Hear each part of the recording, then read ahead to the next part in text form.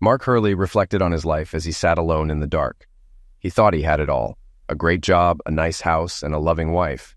Now, he only had the first two. He remembered his nearly 5-year marriage with Allison. They met at Marcus Financial Group, where she started in admin support before becoming executive assistant to his boss, Jake Marcus, 7 months ago. Jake's grandfather founded the company, which is now led by his father, Alan. Alan brought Jake into the business after college to learn the ropes, and Jake quickly became regional manager. Although destined to be CEO, Jake's promotion was years away. Mark respected Alan, who helped him transition to civilian life after being wounded in the Middle East. They met during Mark's physical therapy when Alan saw potential in him and offered him a job on the spot. Mark, having just finished his business degree before deploying, accepted and started working for Alan 8 years ago. He completed therapy, earned an MBA, and fell for Allison when she joined the company. They dated, fell in love, and got married, with Alan generously paying for their honeymoon in Hawaii. 3 years later, Jake joined the company. But unlike his father, he was arrogant and alienated his colleagues. Alan confided in Mark about his concerns regarding Jake's behavior. "You know I'll have to make him the regional manager eventually, Mark," Alan said. "I know. I'm counting on you to lead by example and help Jake transition into the job. Think you can do that?" Alan asked. "I think so, but it won't be easy," Mark replied. "What's your honest opinion of him, Mark? No sugarcoating," Alan insisted. "He's too arrogant and doesn't listen to others. He spends too much time flirting and throwing his name around. Allison says he's a carnal maltreatment lawsuit waiting to happen," Mark said. Alan shook his head. "I was afraid of that. His mother spoiled him. I hoped the job would help him mature. I'll talk to him." "When is Bill retiring?" Mark asked. Bill Collins, the current regional manager, plans to retire in the next 6 months. He bought a place in North Idaho for retirement, Alan explained. Alan left, promising to stay in touch. Mark knew he would. There were other things Mark noticed about Jake but didn't tell Alan. Bill retired a few months later and Jake took over. Jake made some good changes, but also micromanaged and moved people around too much, causing frustration. One day, 7 months ago, Jake came to Mark's office. "I've been thinking about hiring a new EA, and I think Allison would fit nicely," he said. "My wife? That Allison?" Mark asked. "Yes, Gretchen is retiring soon, and we need new blood," Jake replied. "Have you talked to Allison?" Mark asked. "Not yet. I wanted your input first." "What's she like at home?" Jake asked, smirking. Mark didn't like the direction of the conversation. "Allison and I are happily married, and she's a professional. If you think she's qualified, offer her the job. It's her decision, but remember, she's married to me." "I get it. If she takes the job, it might mean travel. Are you okay with that?" Jake asked. "I trust my wife. If she accepts, she knows the boundaries. I expect you to respect our marriage," Mark said firmly. "Of course, Mark. I respect you and your marriage," Jake said, still smirking. "There might even be a promotion for you." That night, Mark talked to Allison. "Did you talk to Jake today?" "Yes, he mentioned the EA position," she replied. "What do you think?" Mark asked. "It means travel and late hours, but also a nice raise. We could use the money for when we have kids," Allison said. "Are you concerned about anything?" Mark asked. "I'm aware of the rumors, but do you trust me?" she asked. "Of course I trust you, but I don't trust him. He asked about you at home, which felt inappropriate," Mark said. "That's just Jake." "What did you tell him?" she asked. "I said you're a joy to be around and that we're happily married," Mark replied. "Good. I think I'll take the job," Allison decided. They went to bed and made love before falling asleep. Allison took the job, traveling every 2 weeks and working late 3 nights a week. Mark supported her and saw nothing unprofessional. Then, over 3 months ago, Alan had a massive stroke and died that night. The company was devastated, and everyone attended his funeral. Jake expected to become CEO, but the board appointed David Matheson as interim CEO, considering Jake too inexperienced. Determined to prove himself, Jake overworked Allison, making her travel and work late, straining their marriage. Their bed life dwindled, Allison's wardrobe became more revealing, and she grew demanding and short-tempered. One Sunday, Mark confronted Allison after a New York trip. "Allison, we need to talk." "About what?" she snapped. "About us. Jake's schedule is liquidating us. We need time off to reconnect." "I'm sorry, Jake's busy. Things are crazy." "Tell Jake you're taking a week's vacation. We need this." After a pause, she agreed. "You're right. I'll talk to him tomorrow." The next day, Allison came home happier. Jake agreed. We can take next week off if we attend a party at his place Friday night. Party? What kind? Just a small get-together with friends. Mark felt uneasy but agreed, provided Allison came home early the rest of the week. Do you know any of these people? I've met some, Allison said. Mostly college friends of his, a couple are clients, not sure who else. I see, Mark said. All right, but come home at a normal hour this week, okay? I think so. We have the Henderson account dinner meeting on Wednesday, though. Mark knew the Henderson account was a priority since Alan's stroke. Okay, Wednesday night, but home on time the rest of the week. Deal, she smiled, wrapping her arms around him. Deal, she whispered, kissing him. The next afternoon, Jake came to Mark's office, smirking. What can I do for you, Jake? Mark asked. Allie says you're on for Friday night. Allie? Mark thought. Yes, as long as she gets home on time the rest of the week and we get next week off. We have the Henderson dinner on Wednesday. What's the party like? Mark asked. Who will be there? Just a casual get-together, a few college buddies and a client. Come casual. Just bring Allie. Mark nodded. By the way, Mark, Allie is great at her job. I appreciate you letting her do it without giving her a hard time. I'd be lost without her. Mark didn't know how to respond. Glad you're satisfied with her work. One thing, though. What's that? Jake asked. Do you call her Allie to her face? Of course. Why? Just curious. That night, he asked Allison. Do you let Jake call you Allie? You never let me. He's my boss. He can call me whatever he wants, she said. Mark dropped it, but it bothered him. The week went well, and except for Wednesday night, she was home on time. And they made love often. Friday night, Mark dressed casually and watched Allison get ready. Her dress was new, much shorter and revealing. She wore a strip he hadn't seen before and no bra. The dress had slits up the sides, exposing a lot of skin, with an open back almost revealing her strip. He could see her bosom swell against the material. Wow, you look amazing. Maybe we should stay home, she smiled. No, later. Where did you get that dress? It doesn't look casual. I got it in New York. Jake asked me to wear it tonight. Of course. Be careful, someone might get the wrong idea, she chuckled. I don't think so. Everyone knows their boundaries. They better. He hugged her and tried to kiss her, but she waved him off.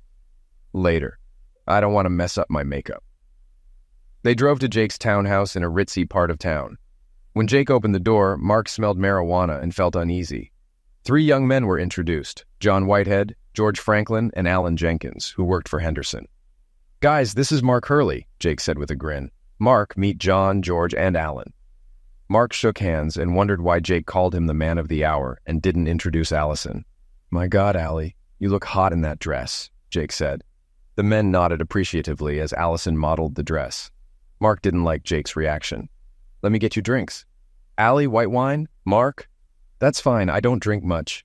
Mark actually had a high booze tolerance but quit drinking years ago. He didn't want to risk it tonight.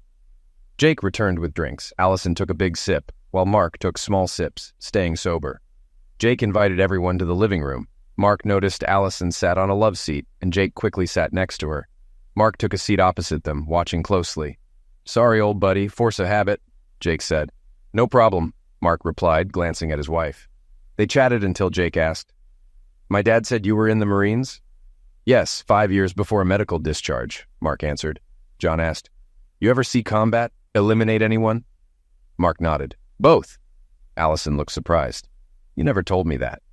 It's not something I like to talk about. George pulled out a bag of marijuana. He rolled a joint and passed it around. Mark declined. Thanks, but no. I like to keep a clear head. Jake insisted. Lighten up, Mark. It's a party. You go ahead. I'd rather stay sober. Your loss. Besides, you can stay here if you get too messed up. You're off next week anyway. He turned to Allison. Rifle? Allison smiled and nodded. Sure. Jake blew smoke into her mouth, and she inhaled, coughing slightly. That's good stuff, she said. Mark was stunned, not recognizing this side of her. Jake handed the joint back to George. This man, Jake said, pointing at Mark, is the best business analyst in the company. He saved us millions and brought me this lovely assistant. Allison smiled at Jake, and Mark noticed it was more than just a polite smile. She seemed to hang on his every word. I think of her as my work wife, Jake said, patting Allison's bare thigh. Mark thought he saw Jake's hand inch under her dress before pulling back. I'd be lost without her, Jake added. So would I, Mark said, watching Allison look down. I need to use the restroom, Mark said, breaking the silence. First door on the left, Jake directed. In the bathroom, Mark locked the door and looked in the mirror, thinking Allison might be cheating with Jake. He remembered Alan's advice about paying attention to details. Mark noticed several troubling signs.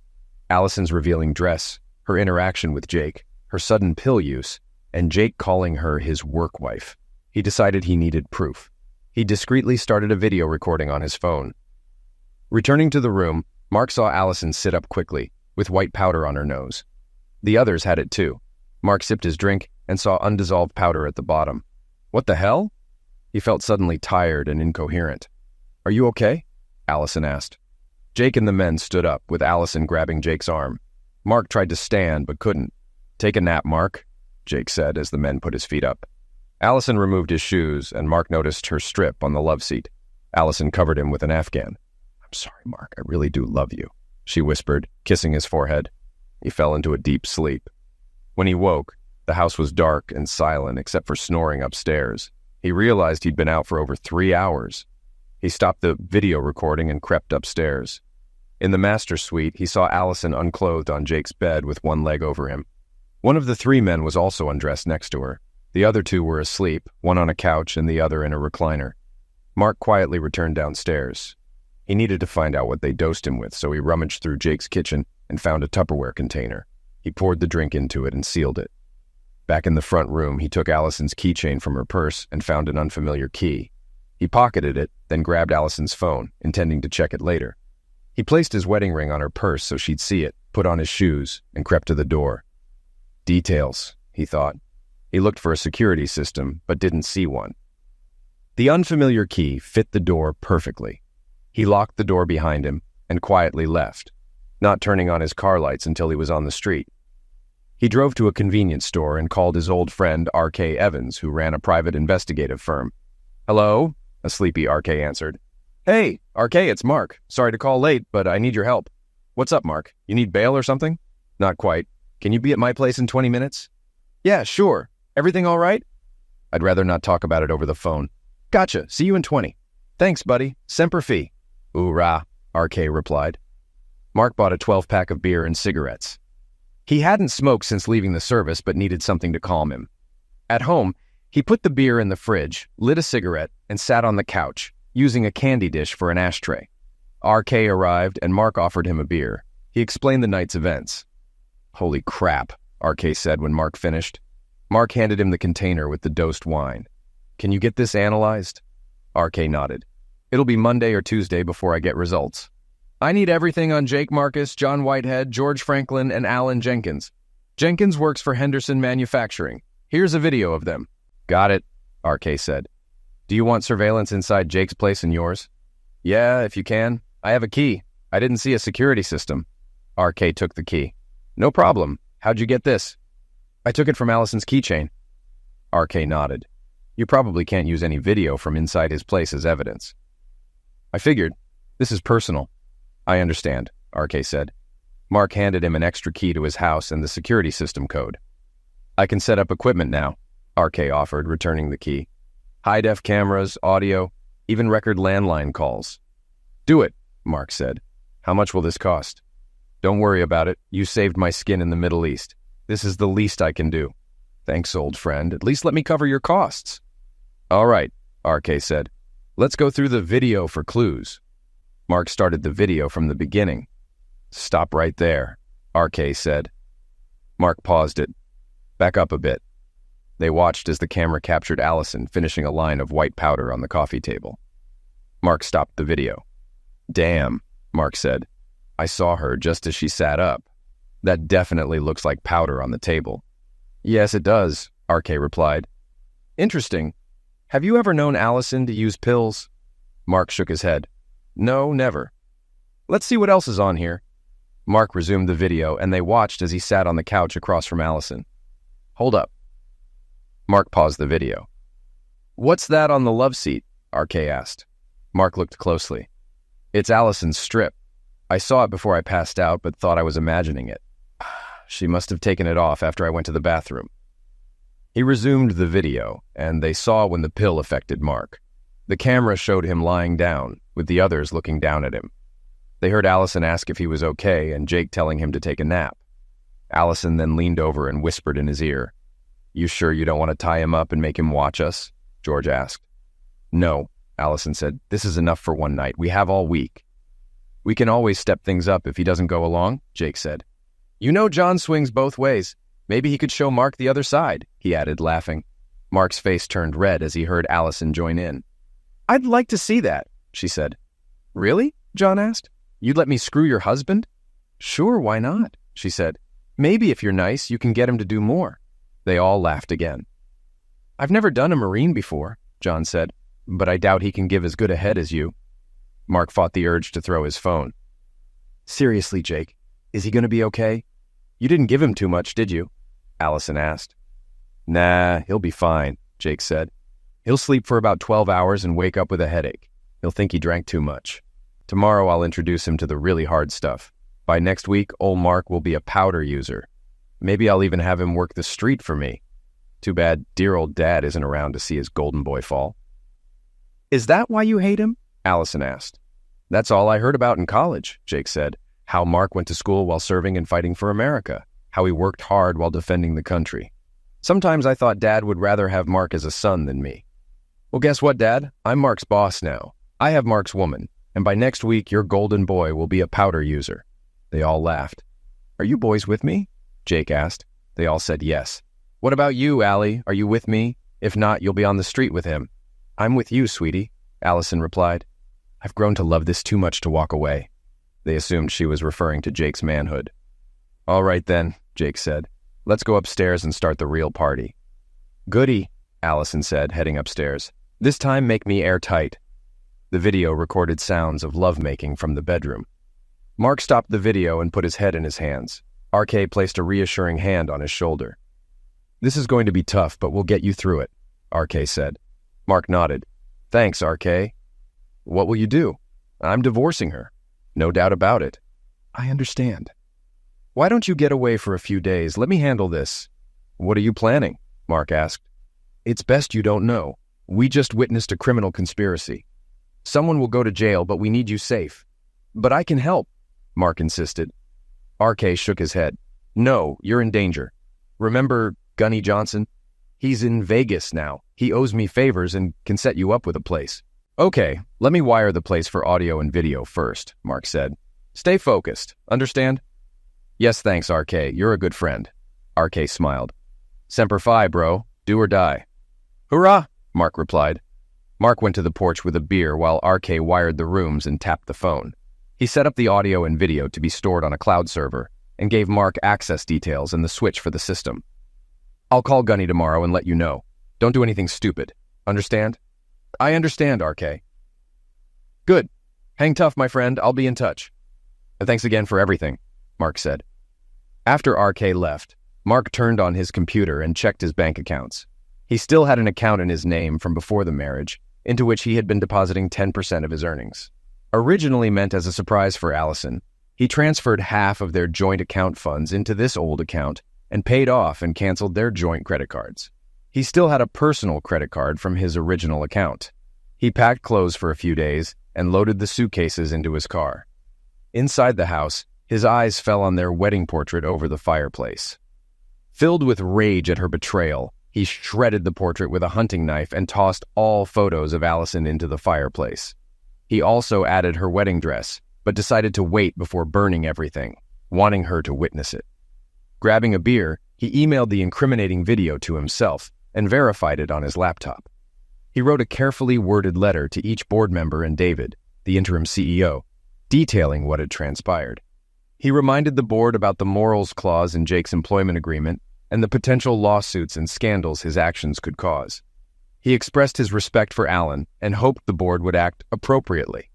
Satisfied with his letter, he attached the video and emailed it to David and the board, stating he would be on vacation but reachable by email or phone.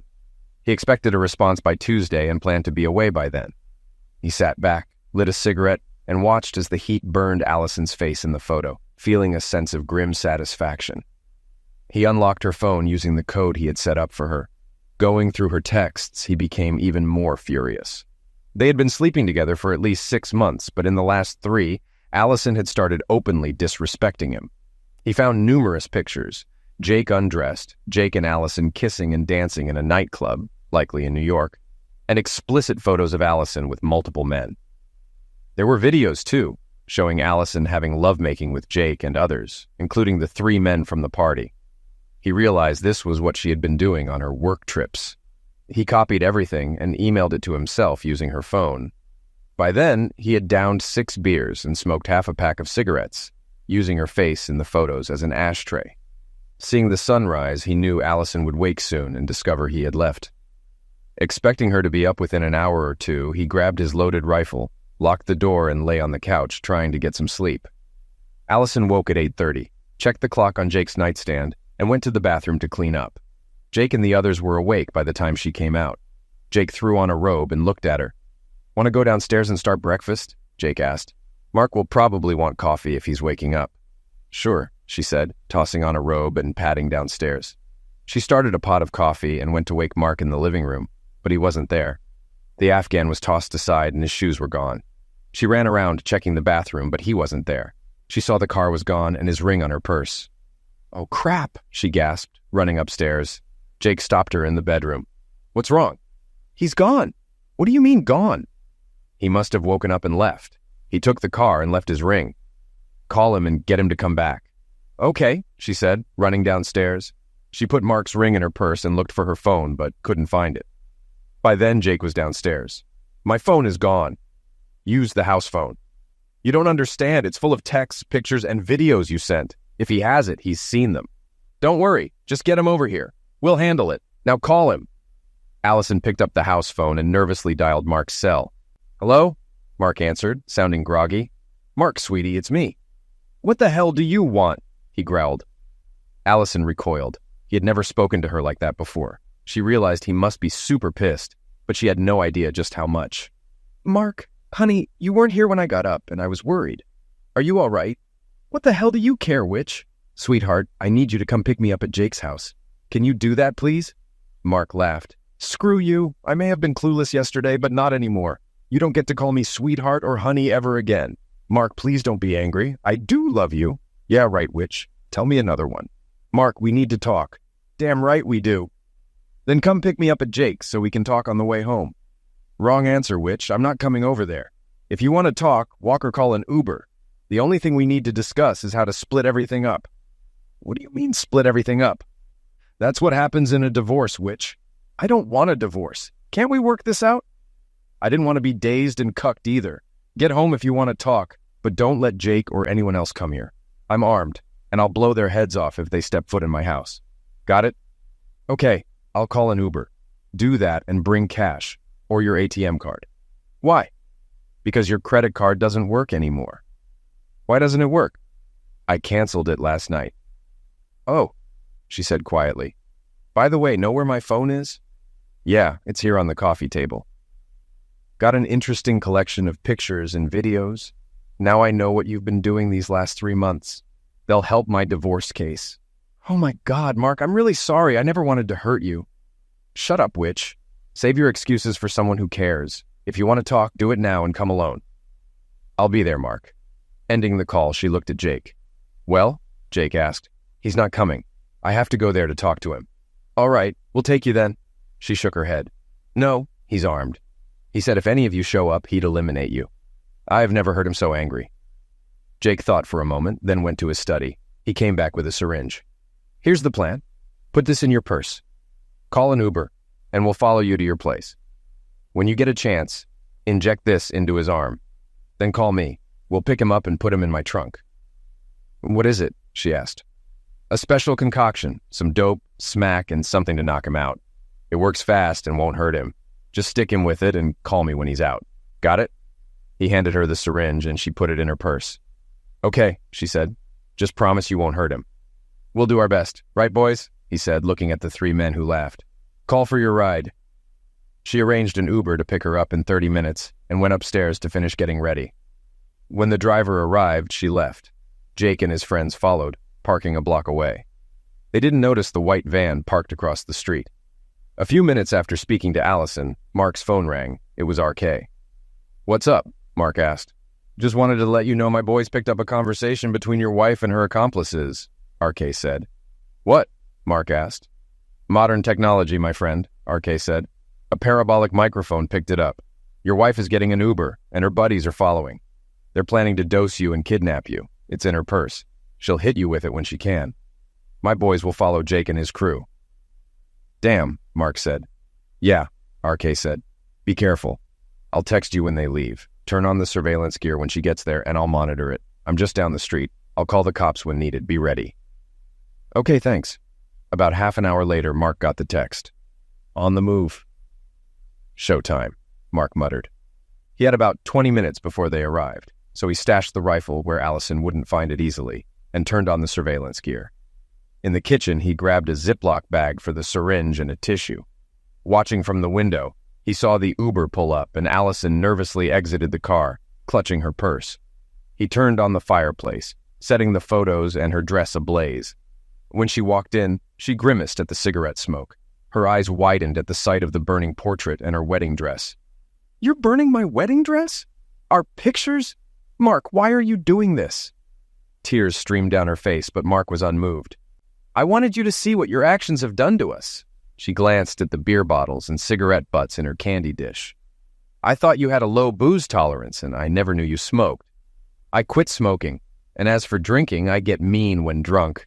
I nearly liquidated a man once. I chose not to drink again, just like you chose to become Jake's witch. Oh my God, Mark, what have I done? You tell me. What happened to you? You used to be so sweet and kind. Since when have you snorted cocaine? Who are these men you've been with? Mostly clients, she said quietly. Jake made me. Great. Your actions could ruin Marcus Financial. How long have you planned to pill me and assault me? Was that your idea or Jake's? She looked shocked. I never... she began, but Mark cut her off. Shut up, he said, pulling out his phone. He played the video of her and her accomplices talking over him. Her face turned white as she heard her own words. How did you get that? She asked. It doesn't matter, Mark said. What's important is that David and the board members now have this video. The police will have it too. We're getting divorced, and if I have my way, you'll be in prison for a long time. I just want to know why. You don't understand, she said. It's a long story. Maybe you can tell me one day when I'm not so inclined to wring your neck, Mark said. He saw her start to open her purse and ripped it off her shoulder, dumping the contents on the coffee table. He picked up the syringe with a tissue. Is this what you planned for me? Do you even know what it is? Not exactly. Not exactly, he asked sarcastically. You were going to inject me without knowing what it could do. You're one sick witch. Did Jake tell you to do this? She nodded. Yes. So if Jake told you to shove a hot poker up your bum, you'd do that too. You were supposed to inject me, then call him to come kidnap me, right? Ashamed, she nodded. Pretty much. All right, here's what we'll do. Call Jake, put it on speaker, and tell him you did it. I'll take it from there. Don't let him know I'm waiting, got it? You want me to set him up? Yes. Any questions? She shook her head. No, I understand. Good. Now do it, and no tricks. Mark watched as she called and put the phone on speaker. Jake, it's me, Allie. It's done, he's out. Good girl, we'll be right there. She ended the call and looked at Mark. He'll eliminate me when he sees you're not out. Tough luck. Remember, no signals. Otherwise, I might eliminate you myself. Mark sat in a recliner and waited. When he saw Jake and his three buddies through the window, he pretended to be asleep, but kept his eyes slightly open. Jake walked in, looked at the mess, and started toward Mark. You did good, Jake told Allison. Now we're going to put him in the trunk. As Jake reached for Mark, Mark opened his eyes and smashed Jake in the throat. Before Jake could react, Mark kicked him hard in the lap. The other three men tried to help, but RK's team detained them. Jake fell to his knees, moaning in pain. Mark slipped behind him, pulled out his hunting knife, and grabbed Jake's hair, positioning the knife at his throat. Make your peace with God, Mark growled. I'm going to cut your head off. Jake pissed his pants in fear, and Allison recoiled in horror, wondering who this monster was. Mark began pressing the knife against Jake's throat when RK shouted, Sergeant, don't do it. Drop the knife. The police are on their way. He deserves to die, Mark exclaimed. RK knelt in front of Jake. Yes, he does, but not by your hand. If you eliminate him, you'll end up in prison. Let the authorities handle it. Please, as a friend, put the knife down. He'll pay for what he's done. Mark looked at RK, feeling Jake trembling in fear. Slowly, he pulled the knife away and stood up. RK turned Jake over, zip-tied his hands, and told Allison to lay face down as he secured her hands. Hot tears fell from her eyes as she watched a picture of her and Mark burn in the fireplace. Mark sat on the couch, watching RK secure both Allison and Jake. The other three were secured in the front yard by RK's men. Police sirens grew louder as cruisers stopped in front of the house. "Hand me your phone," RK said. "I'll talk to the police before they come inside." Mark handed him the phone. As RK left, Jake turned to face Mark, his smirk finally gone. "My father always did love you more than me," Jake said. "Not true, Jake," Mark replied. "He always hoped you'd mature enough to step into his shoes one day." "Would you really have cut my head off?" Jake asked. "We'll never know, will we?" Mark replied.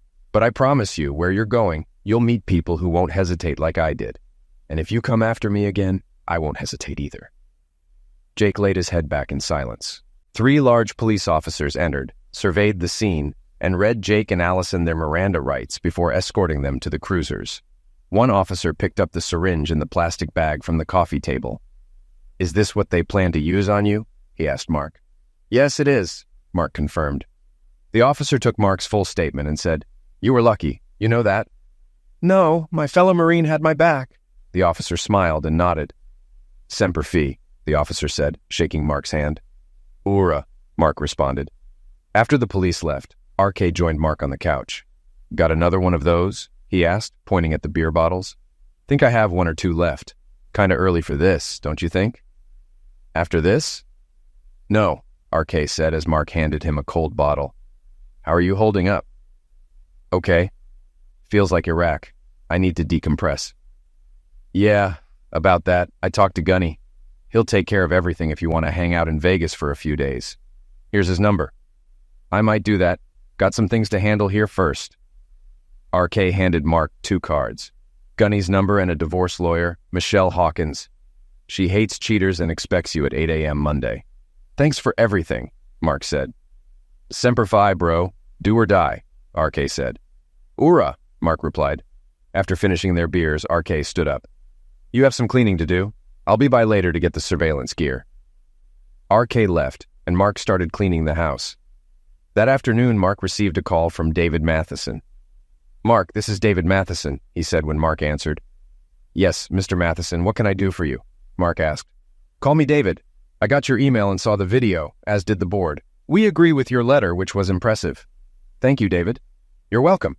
We also agreed to terminate both Allison and Jake's employment immediately, given they're in custody. I'm heading to the county jail to handle it personally. There's something else." "What's that?" Mark asked. "We think you should take a few days to unwind. Do you have someplace to go?" "A friend offered to look after me in Vegas. I have a divorce lawyer appointment Monday, then I'll head out." "Vegas sounds perfect. Enjoy your trip, Mark. We'll see you a week from Monday." "Thanks, David. I will. One more thing. We unanimously decided you'd be the best person to take Jake's job." "Me?" Mark asked. "Yes. We're impressed with how you handled this, and the board values your work. There will be a salary increase and other benefits. You deserve it." "Thanks, David. Don't thank me yet. First, you'll oversee an external audit of everything Jake handled. The auditors will report to you, and you'll report to me." "I think that's a good idea. I've learned Jake had Allison engage in lovemaking with some clients." "Good God. Well, I'll leave that to you. Have a good trip, and we'll see you a week from Monday." "See you then, David. Thanks." After the call, Mark finished cleaning the house and mowed the yard. He called Gunny Johnson, and they caught up. "So, you want to come out for a few days and have some fun?" Gunny asked. "Yeah, sure." "All right, come on out. I'll set you up with a nice room and show you the ropes. But remember, this is Las Vegas, not Bangkok." They laughed. "I'll remember, Gunny," Mark said. "See you Monday evening." "See you, Mark," Gunny replied. RK stopped by to gather his equipment. Quick update. Cops searched Jake's place and found a ton of pills, lovemaking toys, DVDs, and more. Jake was a real creep. My friend on the force said there's likely more illegal stuff they haven't found yet. Damn. RK stayed for dinner, and Mark fell asleep shortly afterward, mentally and physically exhausted. The next day, Mark tossed all of Allison's belongings into trash bags and hauled them to the garage, planning to wait on taking them to Goodwill until he knew she'd be going to prison. The following morning, he arrived at Michelle Hawkins's office at 8 a.m. She reviewed his evidence and paperwork, making notes as he spoke. She explained California's divorce laws, noting that everything is generally divided equally. Since they had no children and the house was his before marriage, he'd likely keep the house, while Allison would get the remaining half of their bank accounts. Her infidelity couldn't be brought up in the divorce, but the criminal charges might influence the judge. She also mentioned he probably wouldn't have to pay support while she was incarcerated, though that could change upon her release. "I'll make this as painless as possible," Michelle assured him. "I'll draw up the papers and have them served. If she signs, I'll present them to the judge, and it'll be a 6-month wait." Mark agreed and gave her a retainer.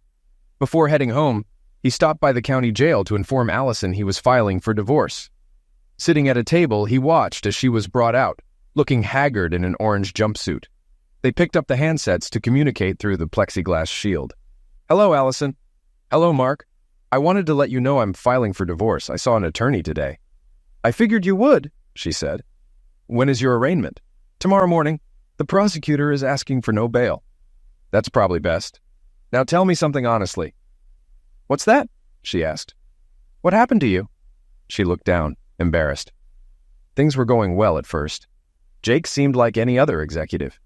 After Alan died, Jake got furious he wasn't promoted and blamed you. He thought his father set things up for you. "That's crazy," Mark said. "Alan hoped Jake would become CEO one day." "I know," she said. "We went to New York that weekend. At a club with clients, dancing and drinking, I flirted a bit, but didn't think I was out of line. Next thing I know, I felt really good and ended up in bed with 2 guys. Jake joined in later." She paused. "The next morning, I felt guilty. Then Jake showed me pictures and videos he took and said I had to do whatever he wanted or he'd show you." "So he blackmailed you," Mark said. "And probably dazed you too." "He did. He admitted it later. No surprise they found pills at his place." "Did he get you on powder?" She nodded. "Yes, and dope and other stuff." "How many clients did you sleep with?" She shrugged. "I don't know, several. Jake set it all up whenever we traveled." Mark shook his head. "From the video, it seemed like you enjoyed dazing me, turning me into a powder user for Jake. Was Wednesday's dinner really about the Henderson project?" She shook her head. "No, we were planning Friday's party." "So you planned it all in advance?" Allison nodded. "Yes, I'm sorry, Mark. That's the first thing you've said that I agree with. Can you forgive me?" He chuckled. "Not just no, but hell no. You cheated on me with that idiot and who knows how many others. Then you plotted to pill and assault me. You're out of your mind, and don't even ask if we can be friends." "I understand, Mark. I hope it was worth it." "Goodbye, Allison." He hung up as tears fell down her cheeks. He went home, packed, and headed for Vegas. He met up with Gunny Johnson, and they reminisced over dinner. Gunny then showed him around, gave him gambling tips, and escorted him to his room. Inside, a lovely young brunette sat on the bed. She stood up as they entered. "Mark, this is Candy," Gunny said. "She'll be your tour guide while you're here." "Gunny, this isn't necessary," Mark said. "Nonsense, son. This is exactly what you need after what your wife put you through. Relax, have a good time, and remember, what happens here stays here, usually." They laughed. "I gotta go. You two have fun," Gunny added. Before he left, Mark turned to Candy. "Tell me, are you an escort, courtesan?" "Not anymore," Candy said. "Thanks to Gunny, I'm out of a bad situation. I'm clean, going to school, and working a real job. He told me about you and asked if I'd spend time with you. That's all. If you want, I'll leave and never bother you again." "No," Mark said. "He's right. I could use some companionship right now, and you're a very lovely woman. Would you like to go out for a drink?" "That sounds nice," she said, smiling. They went to the club, had a few drinks, talked, and danced for a few hours. Back in his room, she helped him forget his troubles. He woke up to find her beside him. They showered together and got dressed. "I have classes today, but I can meet you back here tonight if you want," she said. "Sounds like a plan," he said. They kissed before she left, and he went downstairs for breakfast. Then he headed to the casino to try his luck. Following Gunny's advice, he walked away with about $300. He spent it on dinner, drinks, and a show with Candy that night. Once again, she rocked his world. The rest of the week went about the same, and by Friday, he was ready to go home and move on with his life. Candy hated to see him leave, but understood. She gave him her phone number and email address in case he wanted to reach out again. He liked her, but doubted it would turn into a full relationship. She was much younger and had her whole life ahead of her. Still, he thought, who knows? He drove home with a smile. memories of Candy filling his mind. When he got home, he caught up on news about Allison and her group. The judge, after reviewing the evidence from the prosecutor, ordered them held without bail. He also received confirmation from Michelle that Allison had been served divorce papers. According to Michelle, Allison signed them right away and they were filed with the court. In 6 months, he would be free of her for good. The following Monday, he went to work and found all his things moved into Jake's old office. Everyone welcomed him back and wished him well in his new position. He settled in and met the external auditors. He got them situated and met his new assistant, Marcia Bodine. He had known her since she started with the company a few years ago. He liked Marcia, knew she was married, and she had received high praise from her previous supervisors. She also knew his situation and was careful not to mention it. The audit uncovered several irregularities in Jake's paperwork. For instance, he had fudged his expense account on trips he and Allison had taken. Then the auditors found that Jake had mismanaged some client accounts. This was reported to the SEC, and Jake soon faced federal charges. Mark and David spent the next few months cleaning up the mess Jake left behind.